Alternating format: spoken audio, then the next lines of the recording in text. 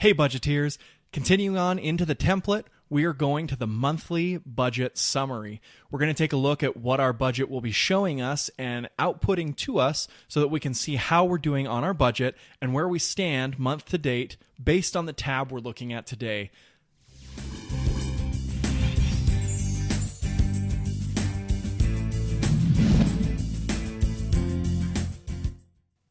So if you don't already have the budget template, make sure that you click right here and go ahead and go download that and then come and join us again right here. We are going to jump into the third tab, which is the monthly budget summary. And we're going to go ahead and jump into that now.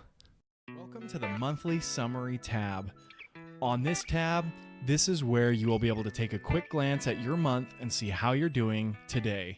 So looking at this tab, we're going to go to the first sections, which are the step 1, step 2, step 3, and 4A and 4B, and we're going to take a look at this tab as a whole. So at the very top, you've got the month section, which tells you what month it is and what year it is.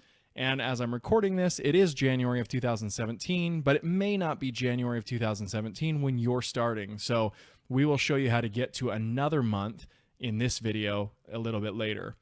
So just follow the overview here, and when you're ready, we'll show you how to do that. The first thing that you'll want to look at is step 1. You can click this plus sign here, and it will open up step 1 for you, and it will show you everything inside of step 1, which is your income and your debt. These are basically the two most important things that we want to focus on our budget.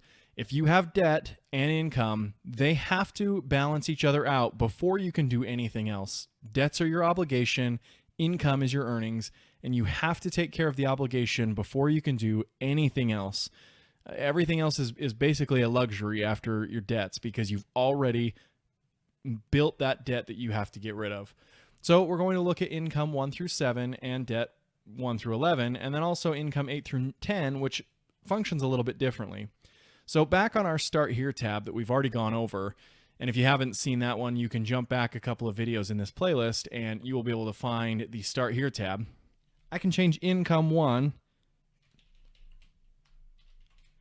to Quincy's income and debt 1 to credit card. And if I jump back over to January of 2017, you'll notice that it updated here and here. Inside of this tab, you will never change the names right here on the tab. These are all linked over to the Start Here tab. Make sure you change them there because they flow through to a lot of different places on this template. So the blue boxes are where you can actually type in information. The blue boxes are your budget.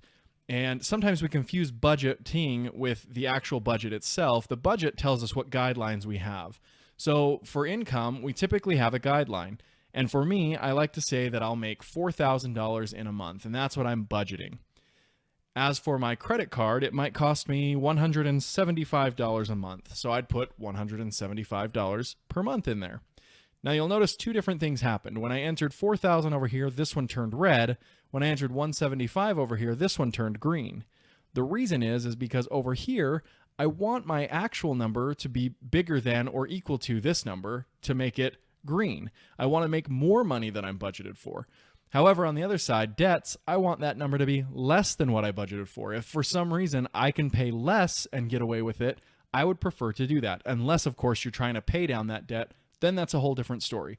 But if this is just a debt, maybe you're finishing it out and this is your last $175 payment and you only end up spending $75 to close out the account, that would mean that you save $100 on this side.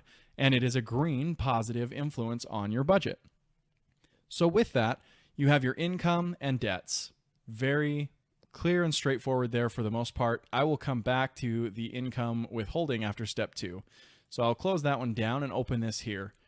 Your withholdings are the amounts that you want to take out of your paycheck every single month for something. You can take it out as a percentage, which are these 3, or a dollar, which are these 3. And you'll enter the percentage or dollar amount you want to remove right here. So let's say I wanted to remove 10% of my earnings from my income, then I would put that here. Or if I want to remove $100 from my income, I would put that here. Now this 10% and this $100 aren't really going to have too much of an effect here. You'll see this one did because it's already calculated. No matter what, it will always take $100 from my income. However, the percentage will only take a percentage if I have actual income. If that doesn't make sense, we will go over it more in my budgeting videos in which I actually am doing the budgeting. So go over to the Budget with Quincy videos and check those out, and you'll see how I'm working with those and using those. So if I want something to be withheld, I put the income up here in the top. So if I make income against Quincy's income, right now it will withhold 10%. But what if I don't want it to hold 10% of my income for savings, let's say? What if I want it to just be a reimbursement? That's where income 8 through 10 come in. I usually will put reimbursements here. Let's say that I paid for a friend to come and stay in a hotel with me, and then that friend paid me back. I don't want the amount that my friend paid me back to become savings. I want that amount to go back and pay the debt that I built to buy him a hotel. So I would just put that in here, and I would get that money back as a reimbursement, and it would not be subject to the 10%. Going on to step 3, this is your household-related expenses and bucket account expenses. Household-related expenses are anything that are a fairly fixed amount month to month.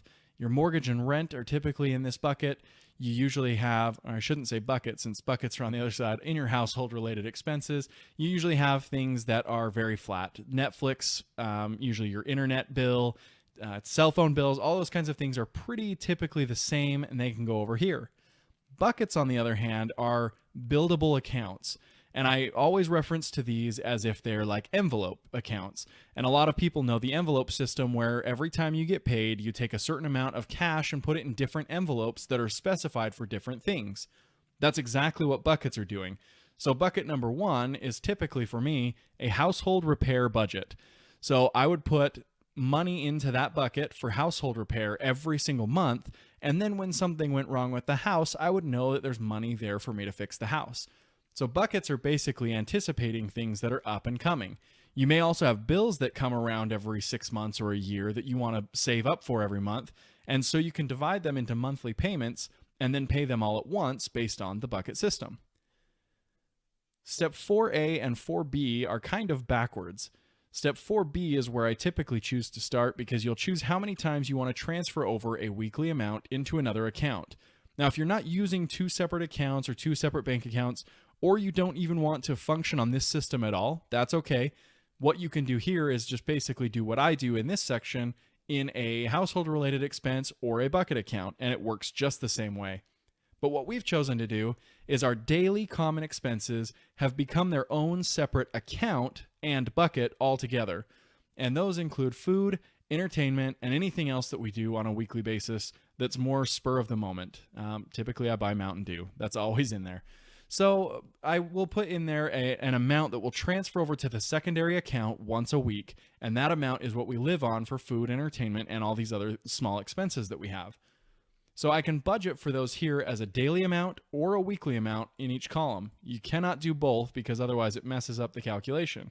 So let's say that week budget item 1, and in this section you will be able to change these names because they don't reflect anywhere else. It's food, and this one is entertainment.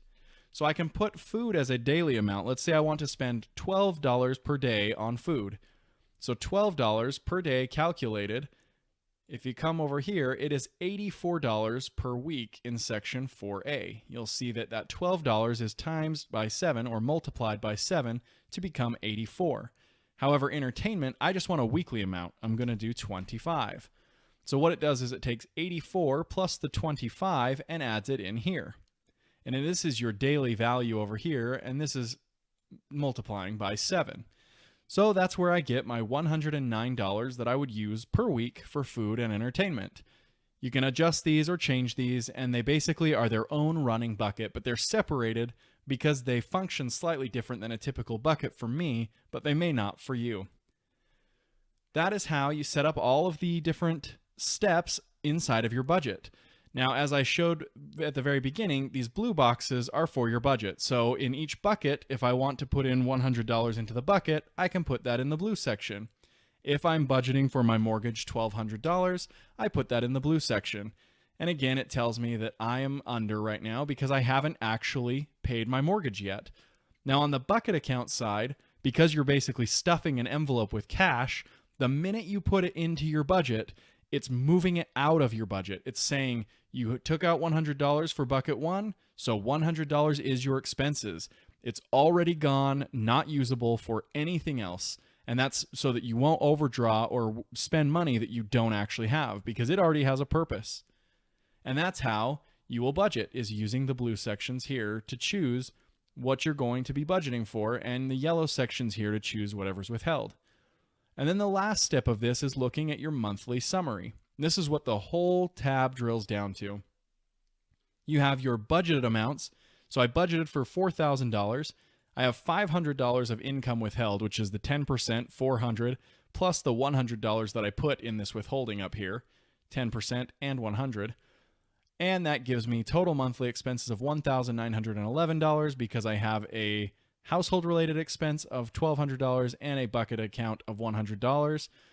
And then some other weekly food items and entertainment items here. So my expenses are $1,911. That would mean if I lived just like this, which is impossible, by the way, I would have a month-end amount of $1,589. And I guess I shouldn't say impossible. That was probably a misstep. You could do it, but it'd be crazy. So this is your month-end amount here. And you would have that amount that you would be able to choose to save or put it into more buckets or do whatever you wanted to do. Your actual amount will then reflect what actually happens during the month. And we'll actually get to the next tab. We're going to jump over bucket accounts and go to the expense tracker, because bucket accounts we've already kind of been over when we were explaining what bucket accounts are. I'm going to jump to the expense tracker in the next video, and that will start to add our actuals in, and we can see how that influences bucket accounts as well. And we'll talk about kind of both simultaneously. And then I can see my difference. So I've planned, and I have a difference there. And then my checking account reconciliation just tells me how much I should have in my checking account today. And as of right now, I haven't actually earned any money. I haven't actually done anything. This $100 should be a negative, so it would show a negative amount in here, but I have $100 in my bucket, so technically I have $0 in my checking account, and this would actually line up. And we'll go over more of that, and we'll get into further detail as we move on in the budget template. But again, this is just a good overview of how this works individually in this tab, and we're in January. So I don't want to take up too much more time, but I do want to show how to get to another month. So there are two important steps when you're doing another month. The first thing that you'll want to do is you'll want to change the name of this tab. So if you're actually starting in May, you would click here and rename the tab to May of 2017. Make sure there's no space there and that you spell out the whole month. So no abbreviations, no AUG for August. You need the full month, August 2017. And then you'll come up here and change January to August.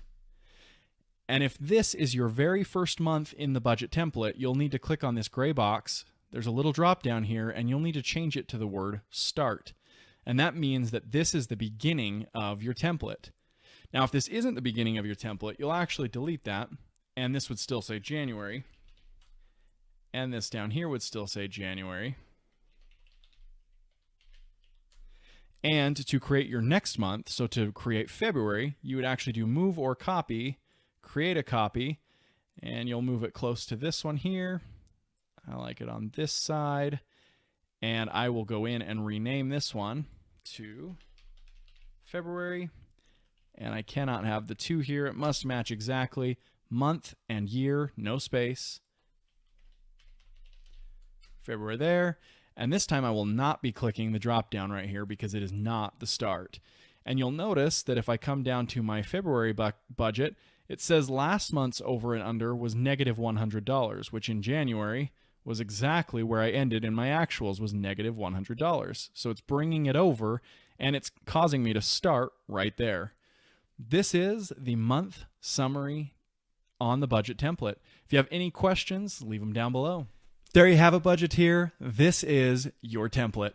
You can now see your monthly summaries, and you can begin to actually input the budget in those blue columns and start to plan out your month of what they are going to look like. We're going to talk in the next video about tracking those expenses and how they flow back into this tab, and this is where the magic happens. So this is kind of the outside of the template. The next part's the brain of the template, and they work together to make an awesome experience for you. So we'll get there next time. We'll see you later, budgeteers. For watching. I'm extremely glad to have you here. If you have any questions or comments, be sure to leave them down below. If you enjoyed this video, be sure to hit the thumbs up. For more awesome videos, make sure you are subscribed.